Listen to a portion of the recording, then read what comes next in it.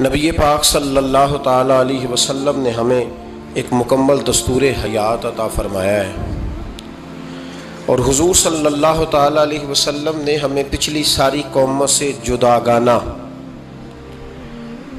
اور ایک بھرپور اور ہر قسم کی خوشبو سے معمور دین عطا فرمایا ہے۔ کسی بھی اور قوم کی تھوڑی سی چیز کو بھی اسلام کے اندر شامل کرنا یا کچھ تھوڑی سی کسی سے کوئی چیز مستعار یا ادھار لینا، اسلام اس کو پسند نہیں کرتا۔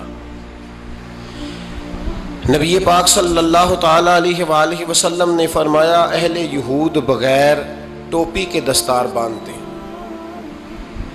جب سر پہ پگڑی باندھتے تو ان کے سروں پر ٹوپیاں نہیں ہوتی تھی۔ فرمایا تم نے ٹوپی پر دستار باندھنی ہے، یہودیوں کی مخالفت کرنی ہے، تم نے اہل یہود کی مخالفت کرنی ہے۔ فرمایا نصارہ کا طریقہ یہ ہے کہ وہ درمیان سے مانگ نہیں نکالتے، سر میں جب کنگھی کرتے ہیں تو درمیان سے مانگ نہیں نکالتے، تم نے درمیان سے مانگ نکالنی، ان کی تم نے مخالفت کرنی۔ فرمایا آتش پرست یہودی اور بہت ساری قوموں کا طریقہ یہ ہے کہ مونچھیں بڑی رکھتے ہیں، داڑیاں چھوٹی رکھتے ہیں۔ فرمایا تم نے ان کی مخالفت کرنی ہے، مونچھوں کو پست کرنا ہے اور داڑیوں کو بڑا کرنا ہے۔ کوئی چیز کسی اور کی مستعار لے کر دین میں شامل کرنے کو نبی پاک صلی اللہ علیہ وسلم نے پسند نہیں فرمایا، پسند نہیں کیا۔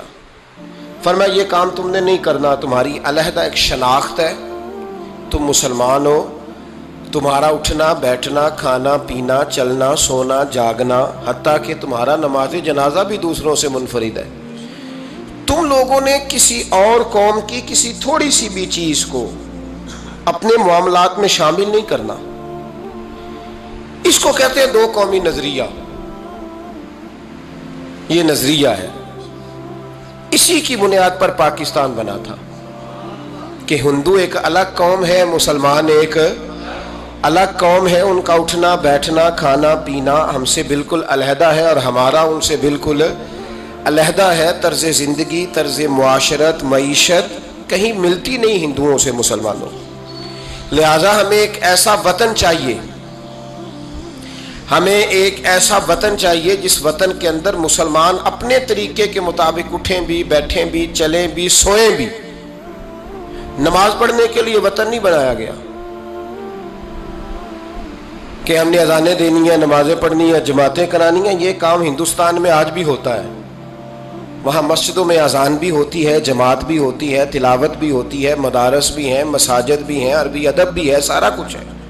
وہ پریشان کرتے ہیں، اس سے قطع نظر کرتے ہیں، وہ تکلیف دیتے ہیں، لیکن پابندی نہیں ہے۔ یہ سارے کام وہاں بھی۔ پاکستان نماز کے لیے نہیں بنا،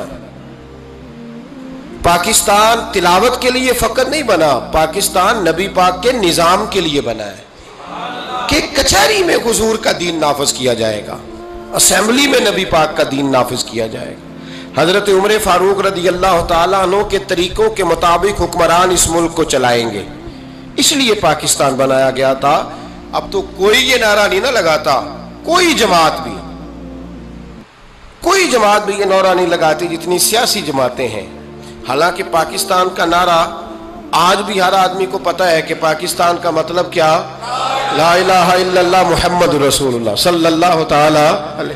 لیکن کوئی بھی سیاسی جماعت اب اس نعرے کو لگانے کو تیار، بلکہ اس نعرے سے کامتے ہیں سیاسی حکمران، ان کو ڈر آتا ہے، ان کو پتہ ہے کہ جب پاکستان کا ترجمہ لا الہ الا اللہ محمد رسول اللہ ہوگا تو سب سے پہلے ہمارے لیے مشکل بنے گی، ہمیں سب سے پہلے احتساب کے کڑے مراحل سے گزرنا پڑے گا۔ دیکھیں نا، جمہوریت کے لیے اگر پاکستان بنا تھا تو جمہوریت تو میں ہمیشہ کہتا ہوں ہندوستان کی جمہوریت آج بھی پاکستان سے بڑی مستحکم ہے، ایک دفعہ بھی وہاں ڈکٹیٹر کی حکومت نہیں آئی۔ تو یہ جو ہمیں بتایا جاتا ہے، سبق پڑھایا جاتا ہے، ہماری نوجوان نسل آج تک ہر آدمی آتا ہے، میں نے کافی پہلے بھی کہا تھا کہ لوگ ہمیں نئے نئے نکات دیتے ہیں، کوئی 10 نکات دیتا ہے، کوئی 14 نکات دیتا ہے، کوئی 16 نکات دیتا ہے۔ ہمیں ضرورت نہیں تمہارے نکات کی، اس لیے کہ ہمیں سارے نقطے خطبہ حجت الوداع پہ نبی پاک نے عطا فرما دیے ہیں۔ صلی اللہ تعالی علیہ وسلم. کسی نقطے کی ضرورت نہیں ہے. ہم حاجت نہیں محسوس کرتے. جب کوئی پارٹی منشور دیتی ہے، دستور دیتی ہے، تو میں تو حیران ہوتا ہوں کہ کیا کر رہے ہیں یہ لوگ. ہمیں ضرورت نہیں کسی منشور دستور کی. سارے منشور، سارے دستور، سارے قانون، ساری باتیں آمنہ کے لال ہمیں عطا فرما گئے ہیں. ضرورت نہیں ہے. پاکستان بنا تھا دو قومی نظریے کی بنیاد پر. نظریہ کیا ہے؟ لا الہ الا اللہ محمد رسول اللہ صلی اللہ تعالی علیہ. حکمران اس کو بھول گئے اور انہوں نے قوم کی ذہن سازی اس طرح کی، میڈیا کو ساتھ ملا کے بچوں کا ذہن اس طرح کا بنایا کہ قوم بھی تیار نہیں ہوتی. نظام مصطفیٰ صلی اللہ علیہ وسلم کے لیے قوم تیار، حالانکہ کافر کو آپ کی نماز سے کوئی مسئلہ نہیں. یورپ میں کبھی پابندی لگی ہے کہ مسجد نہ بناؤ؟ کبھی وہاں کسی نے کہا ہے قرآن پاک نہ لے کے آؤ؟ کبھی کسی نے کہا ہے؟ وہاں پابندی نماز پہ نہیں ہے. ان کو ڈر تو نظام مصطفیٰ سے آتا ہے کہ دین نافذ نہیں ہونا چاہیے. تو میرے بھائی، پاکستان ایک نظریاتی وطن ہے.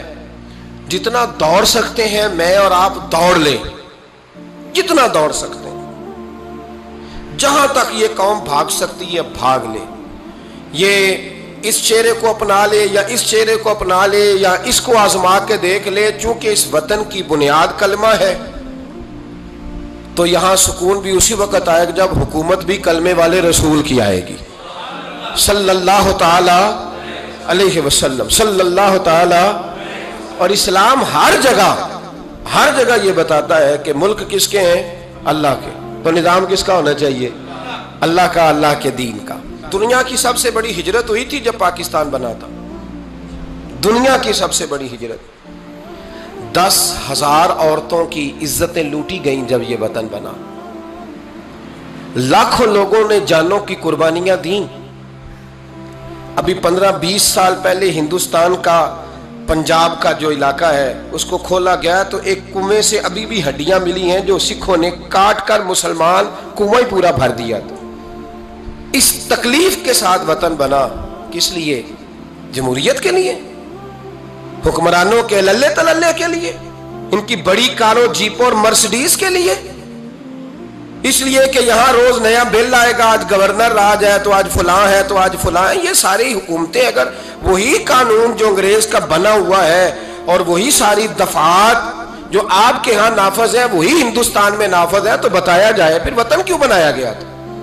پھر کیا ضرورت تھی؟ یہ سارے کام تو وہاں بھی ہو رہے ہیں. اس لیے میرے بھائی وطن کے نظریے کو سمجھے. وطن بنا تھا لا الہ الا اللہ محمد رسول اللہ صلی اللہ علیہ وسلم. اور اقبال جو بانی پاکستان ہے، جو مصور پاکستان ہے، جو تصویر دینے والے ہیں پاکستان کی، ان سے کسی نے کہا تھا کیوں پاکستان بنانا چاہتے ہو؟ ہم جو ایک ملت جو ہیں، ہندوستانی ایک ملت ہے، قوم ہے، تو کیا ضرورت ہے؟ تو اقبال کہنے لگے اپنی ملت پر قیاس اقوام مغرب سے نہ کر، خاص ہے ترکیب میں قوم رسول ہاشمی.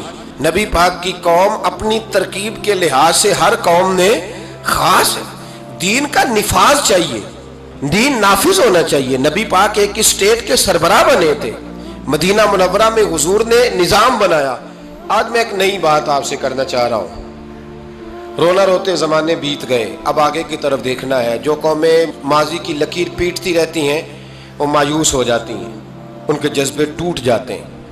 اب ماضی کو پیٹنے کی بجائے مستقبل کی روشنی کو دیکھنا چاہیے.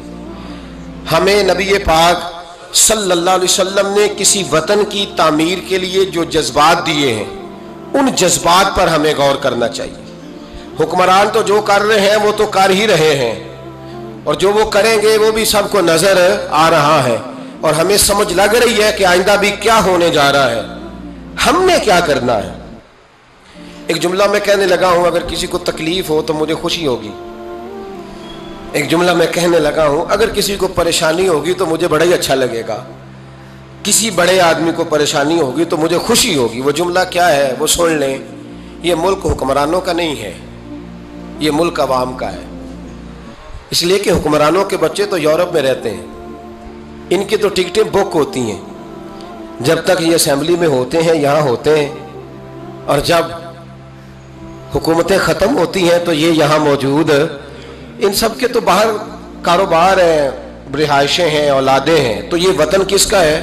پاکستان وطن کس کا ہے؟ یہ ہمارا وطن ہے، یہ حکمرانوں کا نہیں ہے. دیکھیں نا، گھر اس کا ہے جس نے گھر کے اندر رہنا ہے، جس نے گھر میں رہنا نہیں اس کا وطن ہم نے رہنا ہے، ہماری نسلوں نے رہنا ہے. ہمارے ماں باپ رہے، ہم رہ رہے ہیں، ہماری آنے والی نسلیں رہیں گی، تو وطن پھر کس کا ہوا؟ ہمارا. حکمرانوں کا وطن گھر جو ہمارا ہے، تو ہم کسی کے ذمہ کیوں لگاتے ہیں؟ ہم اپنے وطن کا خود خیال کیوں نہیں کرتے؟ ہم کیوں نہیں یہ محسوس کرتے کہ وطن سب سے پہلا کام 14 اگست ہے پاکستان کے عزم نو کے لیے، ایک روشنی کے لیے، نوجوانوں کے لیے چند باتیں کرنا چاہتا ہوں. پہلی بات اپنے ذہن میں بنائیں کہ وطن کی جو محبت ہوتی ہے نا، حب الوطن من الایمان، وطن کی محبت ایمان کا حصہ ہوتی ہے. اس بات کو یاد کر لے. میرے نبی پاک علیہ السلام مکہ مکرمہ سے تشریف لائے تھے، حضور مہاجر بن کے مدینے آئے تھے، لیکن بخاری مسلم کی ایک ایسی حدیث ہے جس کی میں نے کبھی شرح نہیں پڑھی، اور میں اس حدیث کی شرح میں کبھی نہیں گیا اور جانا چاہتا بھی نہیں. نرالا رنگ ہے اس حدیث پاک کا. میرے محبوب پاک علیہ السلام مہاجر بن کے مدینے آئے، لیکن حضور نے ایک موقع پہ فرمایا، سنو بھائی مہاجرین اور انصار، کان کھول کے سنو. اب مہاجرین میں شامل کون کون تھے؟ حضرت ابو بکر صدیق، حضرت عمر فاروق، حضرت عثمان غنی، حضرت مولا علی، حضرت مصعب ابن عمیر، حضرت بلال حبشی، یہ سب لوگ مہاجر تھے. لیکن حضور نے وطن کی محبت بیان فرمائی.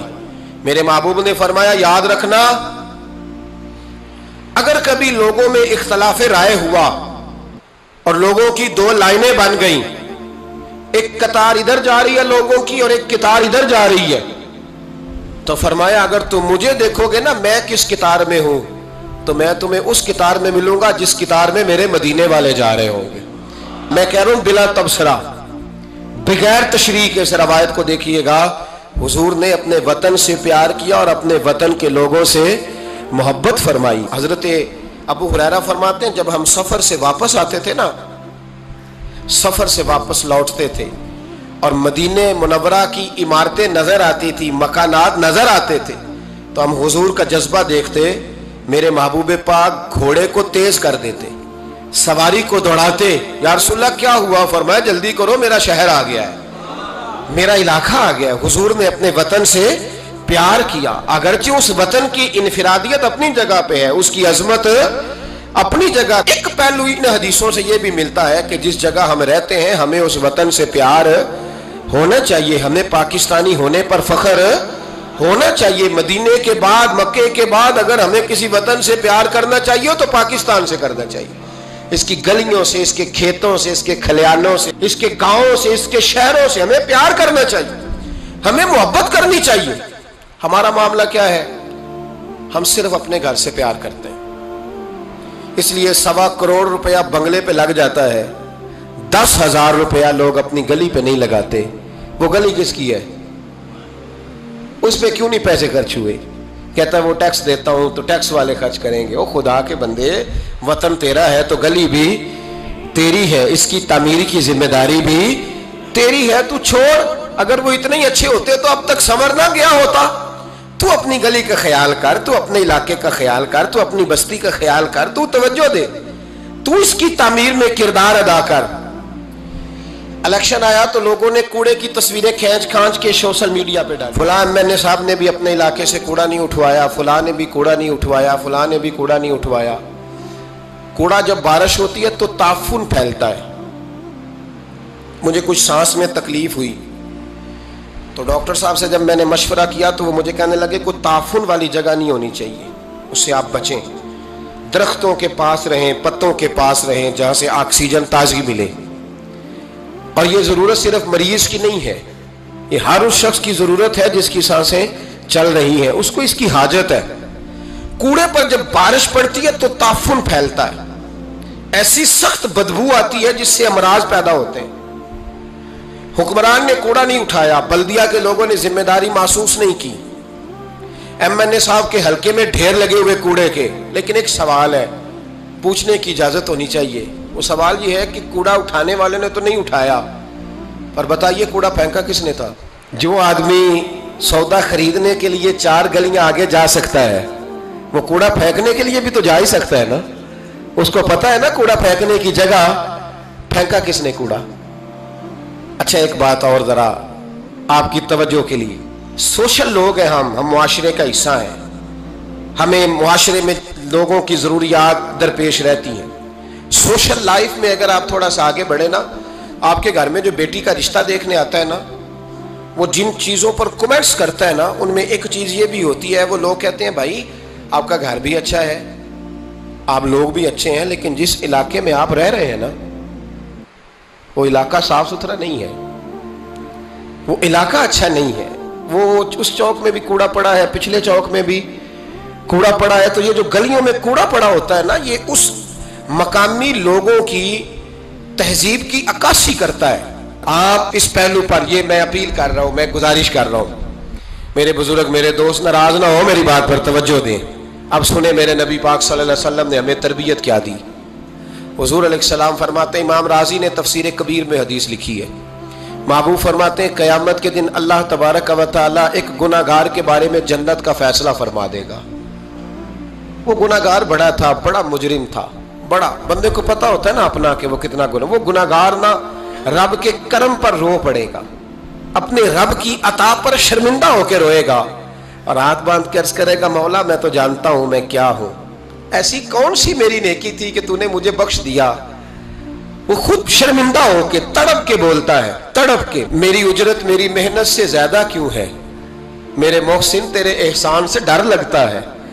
تو وہ خود بول پڑا، کہنے لگا مولا مہربانی فرما مجھے بتا یہ میرے اوپر کرم کیسے ہوا، میں تو اس قابل نہیں تھا۔ تو میرے محبوب پاک علیہ السلام فرمانے لگے، رب کریم اس سے فرمائے گا ایک دن رات کو نہ تو اپنی گلی سے گزر رہا تھا، دیکھنے والا کوئی نہیں تھا جو تیری تصویر کھینچ کے سوشل میڈیا پہ ڈالتا، کوئی اخباری نمائندہ نہیں تھا جو فٹافٹ اخبار میں خبر دیتا، کوئی لوگ نعرے لگا، تو اکیلا تھا، رات بھی تھی اندھیرا بھی تھا، گلی سے گزرتے ہوئے تیرے پیر سے کروڑا ٹکرایا تھا، رات تھی کوئی دیکھنے والا نہیں، تعریف کرنے والا نہیں، تو نے وہ روڑا اٹھا کے پھینک دیا تھا، کیوں پھینکا تھا؟ تو نیکی چونکہ اس کی نظر میں معمولی تھی تو وہ بھول چکا تھا، کہے گا یا اللہ وہ والا روڑا، وہ ایک روڑا مالک کریم، وہ تو میں نے اس لیے اٹھایا تھا کہ میرے محلے میں بوڑھے بھی رہتے ہیں، بیمار بھی رہتے ہیں، بچے بھی رہتے ہیں، کمزور بھی رہتے ہیں، اس لیے اٹھایا تھا کسی کو ٹھوکر نہ لگ جائے۔ میرے محبوب فرماتے ہیں عرش کے مالک نے فرمایا، رب کریم نے فرمایا تو رات کے اندھیروں میں روڑے اٹھا اٹھا کے میرے بندوں کا خیال رکھے تو میں آج قیامت کے دن تیرا خیال نہ رکھوں؟ فرمایا اس ایک روڑے کے اٹھانے کی برکت سے میں نے تیرے لیے جنت کا فیصلہ فرما دیا ہے۔ تو اگر آپ اپنی ہی گلی کا کوڑا اٹھائیں، اگر اپنی ہی گلی کے روڑے اٹھائیں تو اس سے ہمارا وطن سنورے گا، اس سے ہماری گلیوں میں، ہمارے علاقوں میں، ہمارے محلے میں، ہمارے علاقے میں صفائی پھیلے۔ راولپنڈی میں سیاستدانوں نے اور سپورٹروں اور ووٹروں نے بڑی گندگی پھیلائی، پوسٹر لگائے، وہ پھٹتے تھے، بارش ہوتی تھی تو وہ گلیوں میں بہتے تھے، تباہی تھی۔ تو اخبار پہ سارا وہ ان بچوں کا وہ طریقہ آیا، انہوں نے کیا کیا کہ 15-20 بچوں نے مل کے پروگرام بنایا کہ گاند ڈالنے والے تو ڈال کے چلے گئے، میں نے شروع میں کہا ان کا تو وطن ہی نہیں، تو انہوں نے کہا کہ محلہ تو ہمارا ہے نا، اس گلی سے گزرنا تو ہم نے، تو ہم کیوں امید رکھتے ہیں کہ وہ جیتنے والا آئے گا یا ہارنے والا آئے گا اور وہی اٹھائے گا، گلی ہماری، محلہ۔ 15-20 پڑھے لکھے نوجوان، یہ تعلیم یافتہ طبقہ ہوتا ہے۔ تعلیم یافتہ طبقہ وہ نہیں ہوتا کہ لمبے بال رکھ کے تو گلی کے کونے پہ کھڑے ہو کے کہے یہ سارا محلہ جاہلوں کا ہے، دیکھو روڑی لگائی، یہ تعلیم نہیں، یہ جہالت ہے۔ تعلیم یافتہ وہ ہوتا ہے جو آگے بڑھ کے دابڑا لے کر، کئی اٹھا کر، کدال پکڑ کر وہ کوڑا اٹھائے، وہ تعلیم یافتہ بندہ ہوتا ہے جو وطن کی تعمیر میں اپنا حصہ ڈالے۔ ان نوجوانوں نے کام کیا، اسی وطن کے رہنے والے، اسی وطن کے باسی، وہ کہتے ہیں ہم 15 نکلے تھے، پھر سارا وطن اٹھا اور ڈھیروں اور ہزاروں علاقوں کے لوگوں نے ان کی تقلید کی۔ تو پہلا کام یہ کریں کہ وطن سے پیار کریں، دوسرا کام یہ کریں کہ اس کی صفائی میں اپنا حصہ ڈالیں۔ ہم کیوں انتظار کرتے ہیں کوئی گرانٹ آئے گی؟ میری ذاتی رائے یہ ہے، میری ذاتی رائے کہ جتنے گلی میں مکان ہوتے ہیں نا، سب کے گھروں کے اندر سہولیات ہوتی ہیں، وہ سارے اگر ملیں تو میرا خیال ہے ان کی اپنی گلی کا نظام صحیح ہو ہی سکتا ہے۔ تو آؤ مل کے اس وطن کو سنوارنے کی کوشش کریں، اس کی گلیوں پہ محنت کریں، اس کے کھیتوں پہ محنت کریں۔ اور تیسری بات، اس وطن کو سرسبز و شاداب بنائیں۔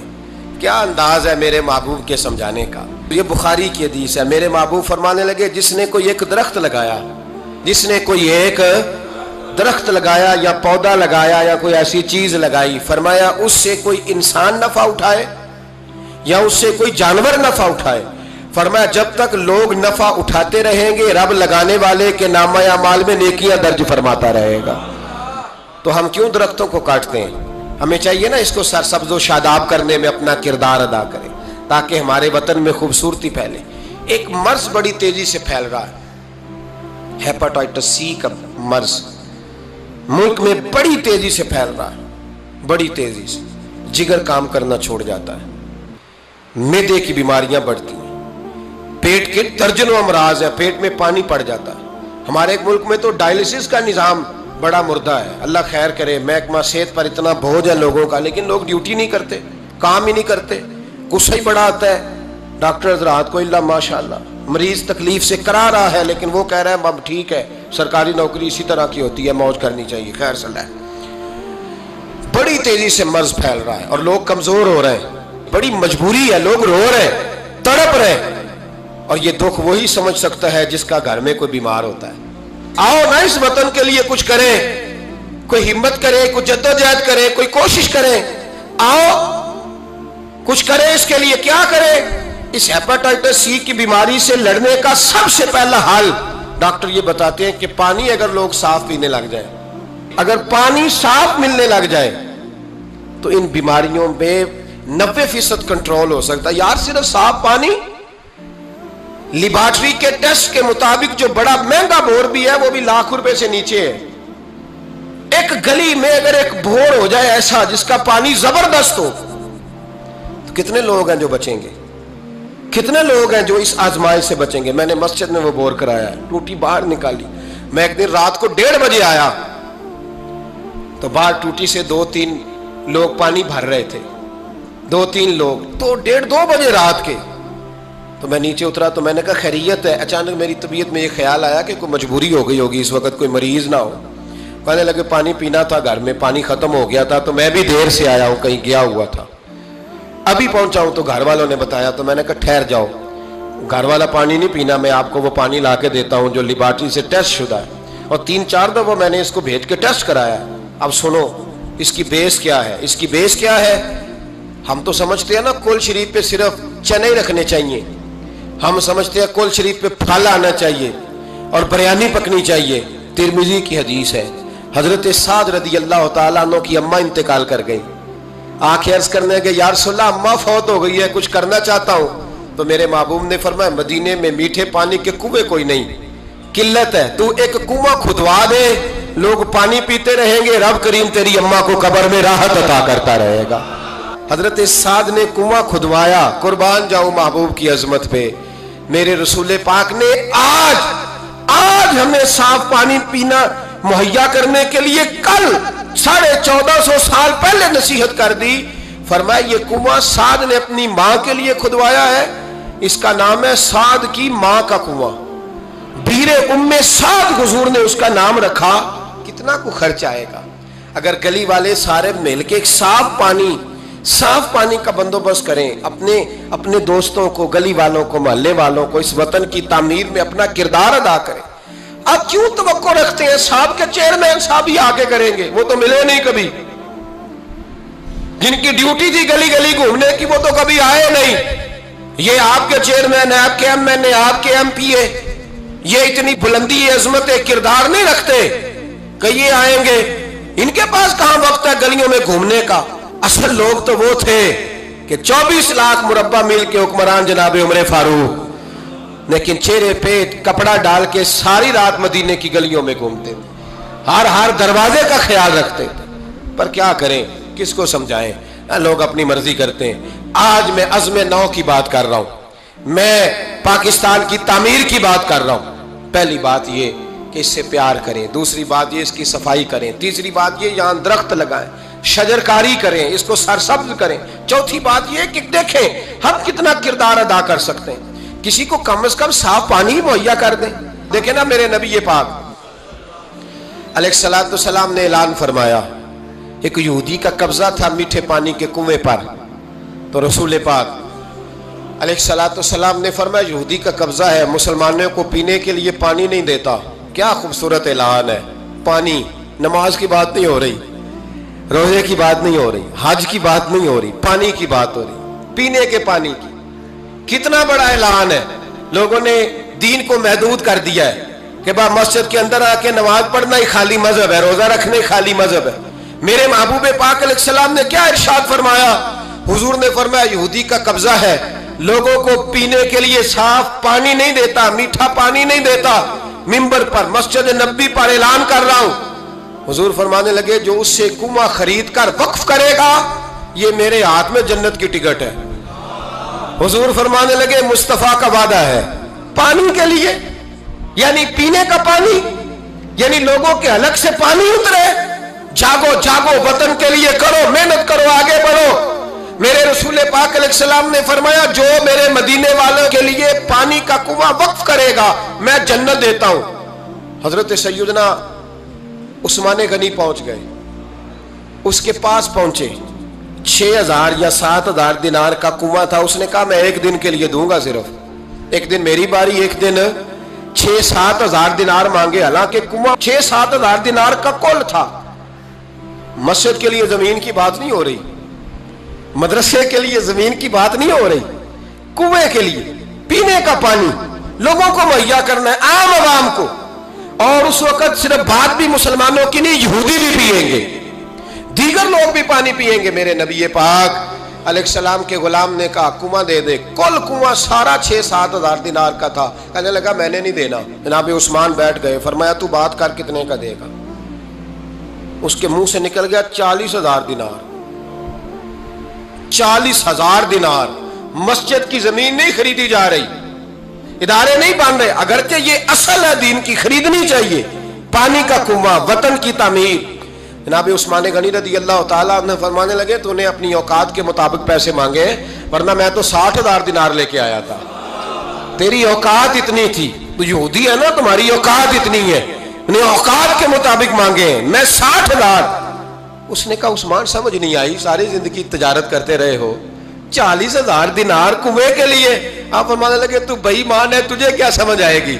अगर किसी को 40,000 के जन्नत की टिकट मिले और मिले भी नबी पाक के दस्ते मुबारक से, फरमाया ये है अर्ज़े जन्नत, ये तैबा की ज़मीं है, जन्नत भी यही, माल के जन्नत भी यही है। आओ पाकिस्तान की तामीर करें, आओ इसकी गलियों से कूड़ा उठाएं, इससे प्यार करें, इससे मोहब्बत करें, यहाँ दरख्त लगाएं, यहाँ साफ पानी पीने के लिए बंदोबस्त करें। और मेरे भाई, मेरा बच्चा अगर तालीम नहीं हासिल करता तो सारी इन्वेस्टमेंट अपने बच्चे पर करने की क्या जरूरत है?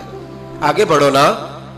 वो जो चाय वाले खोखे पे चाय तकसीम कर रहा है वो भी बड़ा लायक है, उसके अब्बे से मुलाकात करो, उसको कहो ला यार मैं तेरे बच्चे का खर्च उठाता हूँ, इसको स्कूल में दाखिल करा। एक इंजीनियर मिलेगा मुल्क को, वो जो गर्मियों के मौसम में ना ठंडे पानी का कूलर लेके बस के पीछे भागता है ना और आवाज देता है एक गिलास पानी का ले लो, एक गिलास। वो बड़ा ज़हीन बच्चा होता है, बड़ा ज़हीन होता है। उसकी माँ को भी बड़ा चाव होता है ये अफसर बन जाए, उसके पास पैसे नहीं होते, वो गरीब का बच्चा है। उसको बुलाओ ना, उसको कहो बेटे आ। कभी कभी किसी चौक में किसी ठेले वाली दुकान पे ब्रेक लगती है ना गाड़ी के, तो छोटे छोटे बच्चे दौड़ के आते हैं, कहते हैं हमारी दुकान से सौदा खरीदो। इनमें बड़ा टैलेंट होता है, बड़े ज़हीन होते हैं। लेकिन ना ये अमीर के बच्चे होते हैं, ना पीर के होते हैं, ना वजीर के होते हैं, इन पर कोई इन्वेस्टमेंट नहीं करता। आओ आज इरादा करें कि हम, ज़रूरी तो नहीं कि मेरा बच्चा ही पढ़े, अगर मेरा नहीं पढ़ता तो मैं किसी के बच्चे को किताबें खरीद के दे दूँ, मैं किसी के बच्चे पर थोड़ी मेहनत करूँ। आओ मैं तुम्हें फिर ले चलूँ मदीने की गली में, मेरे मुस्तफ़ा करीम सल्लल्लाहु ताला। हुजूर गुजर रहे, दिन था ईद का, ईद के दिन हुजूर गुजर रहे थे और नबी पाक ने गोद में इमाम हसन हुसैन को बिठाया है, घोड़े पे हुजूर जा रहे हैं। रस्ते में एक बच्चे को रोते हुए देख लिया, मेरे महबूब ने घोड़ा रोका। 10,000 से आबा ईदगाह में ईद की नमाज के लिए मुंतजिर थे। हुजूर नीचे उतरे, बेटे रोते क्यों हो? तो फिर रो पड़ा, कहने लगा यतीम हूँ, अब्बा इंतकाल कर गए, हर बच्चे ने नए कपड़े पहने, महबूबा चचा और मामू ने भी मेरी तरफ देखना पसंद नहीं किया, रो रहा हूँ। 10,000 नमाजी इंतजार कर रहे, 10,000, और मेरे रसूल पाक वतन के गरीब बच्चों का ख्याल कर रहे हैं। हुजूर घोड़े से उतरे, बच्चे को हाथ लगाया, घर ले गए, कहा फातिमा हसन का कोई नया जोड़ा पड़ा है? कोई नया जोड़ा पड़ा है? बीबी साहबा कहने लगी हुजूर नया तो पहले भी कोई नहीं था, ये थोड़ा ठीक था जो मैंने धुला के हसन को डाला है। आओ अगर मेरा बच्चा नहीं पढ़ता तो किसी के बच्चों पे तवज्जो करें। मेरे महबूब ने फरमाया फातिमा इस तरह कर, हसन को वही वाला दोबारा डाल दे जो पहले डाला हुआ था, और हसन के वजूद से ये कपड़े उतार, ये कपड़े उतार, और इस यतीम के गले में ये कुर्ता डाल। हुजूर क्या मिलेगा? फरमाया जब यतीम राजी होता है तो अल्लाह भी बड़ा ही राजी होता है। इस वतन में अभी भी बड़े बच्चे हैं जो स्कूलों से बाहर हैं, उनकी मजबूरी है, उनकी अम्मा ने दवाई खानी है, वो अभी भी खील मरूंडा लेके बेच रहे हैं, वो अभी भी गुब्बारे बेचने निकले हुए हैं। इस वतन में बड़ी गुर्बत है, बड़ा दुख है, बड़ी आजमाइश। इस पर बड़ी बातें मेरे आशिया ख्याल में हैं, लेकिन वक्त नहीं है, मुझे आगे बढ़ना है। फिर इस वतन के दिफा में अपना किरदार अदा करो। एक मौलवी साहब बेचारे सीट नहीं जीत सके तो उन्होंने कहा हम 14 अगस्त ही नहीं मनाएंगे। ये वो बेईमानों का ग्रुप है जिन्होंने कहा था कि शुक्र है हम पाकिस्तान बनने के गुनाह में शरीक नहीं हुए। किस तरह ये लोग पार्लियामेंट में जाते हैं, किस तरह हमारे नुमाइंदे बन गए। ये वो लोग हैं जिन्होंने कहा था शुक्र है हम पाकिस्तान बनने के गुनाह में शरीक है, और ख्वाजा कमरुद्दीन सियालवी को खत लिखा था कायदे आजम ने, अमीर मिल्लत पीर जमात अली शाह साहब को खत लिखा था कायदे आजम ने कि अगर अहले सुन्नत के पीर मदद ना करते तो पाकिस्तान बन ही नहीं सकता था। अभी भी तुम्हें होश नहीं आई, अभी भी तुम्हें नहीं पता कि पाकिस्तान के दोस्त कौन है और दुश्मन है। 14 अगस्त नहीं मनाएंगे, तुम इस काबिल ही नहीं हो कि तुम मना सको। तुम्हारे तो यराने अभी भी बाहर है, इनका ये वतन नहीं है। ये कहते हैं अगर इस वतन में हमें कुर्सियां दोगे तो हम वतन के दोस्त है, वरना हम वतन के दोस्त। अल्लाह की इज्जत की कसम, हमारे मशाइख ने कभी कुर्सी नहीं मांगी, लेकिन इस वतन में जितना किरदार अहले सुन्नत के बुजुर्गों ने अदा किया है कोई दूसरा कर ही नहीं सकता।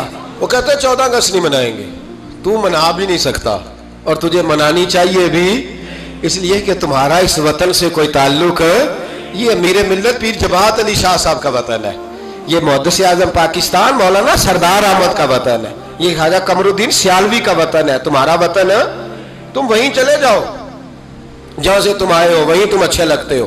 तो मेरे भाई वतन की दिफा, वतन की हिफाजत, नौजवान जरूर इस बात पर तवज्जो करें। हजरत अनस बिन मालिक रज़ी अल्लाह तआला अन्हु फरमाते हैं मदीने के कोने से ना अचानक रात को जोर जोर से चिल्लाने की आवाज आने लगी। जब रात को कोई ऐसा धमाका होता है ना तो लोग एक दूसरे को जगाते हैं। कहते लोगों ने एक दूसरे को जगाया, अब नौजवान इकट्ठे हो गए, बुजुर्ग भी, के वहां से शोर की आवाज आती है, कुछ चीखरा, नेज़े, तलवारें और बर्छियां, हर चीज लोग संभाल के असला तैयार करके प्रोग्राम बनाने लगे कि नौजवान आगे जाके देखते, बुजुर्ग पीछे रहते हैं, देखते हैं वहां क्या है, मदीने की हिफाजत करते हैं, कौन आ गया, क्या मसला है।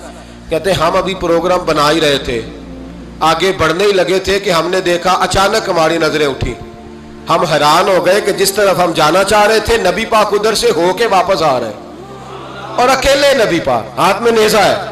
हम अभी जाना चाह रहे थे और हुजूर होके वापस आ रहे, और हुजूर फरमाने लगे चुप करके सो जाओ, कुछ भी नहीं, जानवर लड़ पड़े थे आपस में, मैं देख आया हूं, कुछ भी नहीं है। हजरत अनस बिन मालिक फरमाते हम गौर से हुजूर का चेहरा देखने लगे, और फिर हमें समझ आई कि मुस्तफ़ा को इस वतन की हिफाजत का कितना ख्याल है।